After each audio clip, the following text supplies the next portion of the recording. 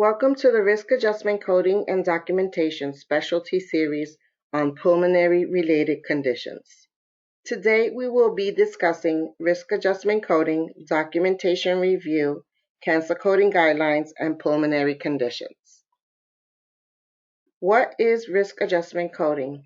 It's a value-based care model that calculates a patient's demographics and their chronic conditions to explain healthcare costs and utilization. What are hierarchical condition categories, or HCCs? HCCs rank diagnosis codes into categories that represent conditions with similar cost patterns. Why is HCC risk adjustment important? HCC risk adjustment is important because it really explains your patient attribution.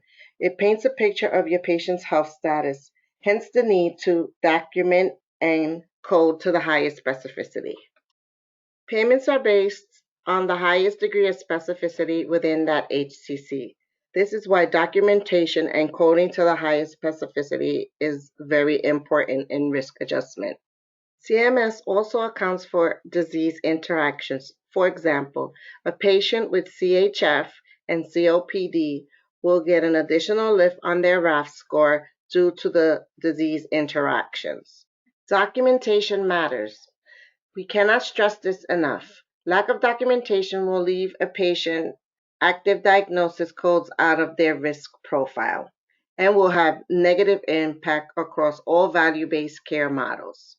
Misdiagnosis codes are not factored into forecasting the medical costs, also will potentially leave your patients out of disease management programs, such as a patient with congestive heart failure would not qualify for a CHF program. Hence the need to document precisely and accurately all the conditions that affect the patient during your face-to-face encounter. This will help support all payment models, not just risk adjustment. This will also help clarify time spent with your patients and help explain utilization for your patient. Documentation to support codes on your progress note. COPD, chronic hepatitis C, type 2 diabetes with a statement, stable, continue current medications. As a coder, we would prefer to see COPD with stable, continue meds. Chronic hep C, no medication. Side effects, continue medication. Type 2 diabetes with an A1C of 7.0, continue medication. Best practice is to have the diagnosis code with a statement of what you are recommending or how you are managing that patient. It is also important to link etiology and manifestations when defining a disease process. There are some instances where we can assume causal relationship similar to diabetes with chronic kidney disease. If you don't link them in the progress note, we as a coder can assume that. But ideally, the best practice would be to link those manifestations to that diagnosis.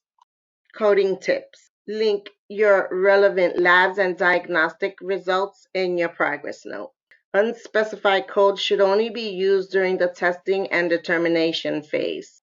Statements in your note as likely, suspected, or questionable makes it difficult for the coder to code to the highest specificity. Do not code conditions that were previously treated and no longer exist. For example, a patient who had breast cancer 20 years ago, I would use the history of cancer and make it a historical code. Really important in risk adjustment is to code all documented conditions that coexist at the time of your face-to-face encounter that have effect or need to be managed during that encounter. Chronic conditions are treated on an ongoing basis and may be reported as many times as the patient receives treatment and care for that condition. Additional note. History of indicates a historic condition that it no longer exists. History of should not be used for active conditions. Practices with electronic medical records. We'd like to suggest that if you're using pre-populated templates, that they are updated on an annual basis. We really do not recommend using copying and paste from a previous visit, but if it's necessary, make sure that you document the date that these conditions were reviewed on that face-to-face encounter. Some of the recommendations that we suggest are for your problem lists should be reviewed and updated at each visit if possible. Should indicate who reviewed that problem list at the time of the encounter. Problem list should only contain conditions that are active and currently being treated. Really important note, problems should be removed or resolved if a more specific diagnosis code has been added to the list. For example, a patient with diabetes uncomplicated, and now they have diabetes with neuropathy. We would remove the uncomplicated and just leave the diabetes with neuropathy. Resolved diagnoses should be removed from the problem list and placed on the past medical history. Medication lists should be reviewed and reconciled at each visit. Should indicate whom reviewed that medication list. If you have a medication that can be used for several different diagnosis codes, then it is important to link that medication to that specific diagnosis on your progress note. Ultimately, make sure that the provider's signature, credentials, and the date the note was signed are required on all encounters to be valid for risk adjustment. Did you tamper a condition? This is a phrase you'll hear a lot in risk adjustment coding. Did you treat the condition? Did you assess the condition? Did you monitor or medicate that condition? Did you put in a plan for that condition? Did you evaluate a condition and did you refer out for that condition? All chronic conditions, even if they are stable or even if they are being monitored or treated by a specialist, should be assessed at least once a year during your annual wellness visit or doing a comprehensive visit for that patient. These are some commonly missed chronic conditions: arteriosclerosis of the arteries, aneurysms, diabetes with manifestations, chronic psychiatric diagnosis, Alzheimer's, amputation statuses. We know that if a patient is amputated below the knee, right or left, that limb is not going to grow back. So we need to capture it on an annual basis. Ostomy status, organ transplant statuses, alcohol and drug dependency is really important, especially if a patient is in remission. We want to make sure that we're capturing that on an annual basis, and also morbid obesity with a BMI of over 40. Cancer coding guidance. So I hear a lot when I'm doing chart reviews from providers is, well, I don't want to make that cancer a history because it drops it down on the priorities of your diagnosis code. But it's really important that if the patient is no longer being treated with surgery coming up, chemotherapy, radiation, or adjuvant hormonal therapies, that diagnosis be coded as a history code. We don't want active diagnosis of cancer following that patient for 10, 15, or 20 years. So this is why it's very important to put it on a history code. Additional tips for cancer documentation. It's important to make sure that we capture the date of that cancer being diagnosed, the type of neoplasm and anatomical site, whether it's a primary or secondary. Lots of times we'll see metastatic liver cancer, but we can't find where the primary site was, so it makes it very difficult to code to the highest specificity. Surgical information. When was it excised? Where was it excised? Treatment, if the patient is still on the current treatment or treatment stopped on what date. Also, any complications related to the neoplasm, such as anemia, dehydration, or pathological fractures commonly found with bone cancer. So here's a handy dandy grid on the malignant neoplasms of the respiratory section. You'll see the primary diagnosis code of multiple areas of the lung. You'll also see the personal history of, and then secondary cancer code. Also make note identify any additional complications or relation to your respiratory cancer, like tobacco dependence, history of dependence, exposure to tobacco smoke, or occupational exposure to environmental tobacco smoke really plays an important part in capturing that full picture for that patient. Respiratory dependence and tracheostomy status. I don't see this a lot on an outpatient basis, but it's also important that if you're seeing patients inpatient, that you document if the patient's on a respirator, if they've had a tracheostomy, and any complications associated with those diagnosis codes. Respiratory failure. Again, I don't see this a lot on the outpatient side, mostly inpatient visits. But if your patient has been admitted to the hospital and is now coming to see you for transition of care or follow-up, it's very important to make sure that we capture those diagnoses that were part of their discharge into their outpatient face-to-face encounter, so that it's part of their continuity of care. And it also speaks to any possible treatments or nursing home or home visits that you are recommending for these patients. Cystic fibrosis. So we know that cystic fibrosis can have multiple manifestations. So it's very important to make sure that we're documenting if your patient has any manifestations, whether it's pulmonary, intestinal, and meconium ileus.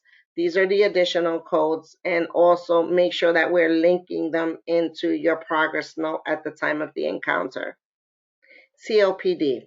What I will say with COPD is that I see a lot of documentation that one day says COPD and then the next encounter says asthma. So once your patient has been diagnosed with COPD, it's important that we document the type, simple with asthma, with bronchitis, with emphysema, the severity, any infections related to that COPD, and any contributing factors. Unfortunately, this is something that we're still doing education on for the providers, because it is very hard to see a diagnosis of COPD one year, 2019, and then the patient comes in 2020, and now we see asthma. So if you need any additional help with that, we'd be glad to assist. Chronic respiratory diseases. So chronic bronchitis, simple, mucopurulent, mixed or unspecified, emphysema, unilateral pulmonary, panlobular, and whatnot, bronchiocystis, I think that's the way you say it. It's also important to identify additional complications, such as if the patient is still smoking, history of tobacco use, or any exposure to environmental tobacco smoke, or occupational exposure to environmental tobacco smoke. Fibrosis of lung and other chronic disorders. Most of the time, the patient will be seeing a specialist for these chronic conditions, but it's also important as the patient's PCP to make sure that you are documenting on an annual basis these conditions: sarcoidosis, pulmonary fibrosis, pneumoconiosis, I think I said that wrong, and any respiratory conditions due to external agents. We just need to capture it on an annual basis or whenever it has relevance to that patient's face-to-face encounter. Asthma. We need to document the type of asthma, the severity, any complications related to that asthma, and any contributing factors. Again, you'll see COPD. If a patient has COPD with asthma, we need to code the COPD with the additional diagnosis of the asthma. It's very important. Again, I can't stress enough that if a patient has already been diagnosed with COPD, that we make sure we're capturing that COPD on an annual basis with whatever additional diagnosis codes related to that encounter. Morbid obesity. So as I do chart reviews, the providers always indicate to me, oh, I don't want to put morbid obesity on the note. Patient has a problem with that. But it's really important, especially with respiratory conditions, to document if a patient is morbidly obese. We know that morbid obesity has a lot of relation with respiratory issues and can affect that patient's outcome.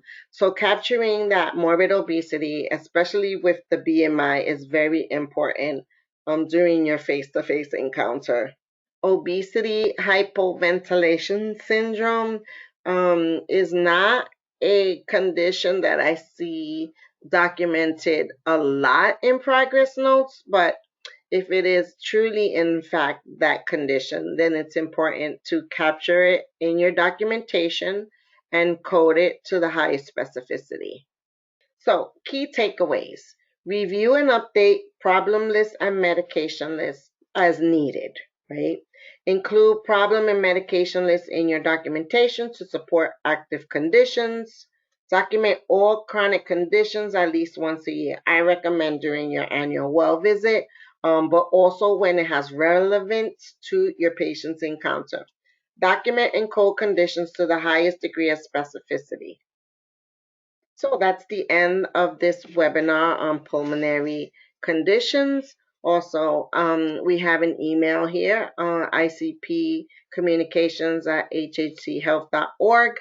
One, if you have any questions or if you just want us to come on in and maybe do some chart reviews for you. If you want a copy of this series as well, we can email it to you. Thank you so much and have a great day.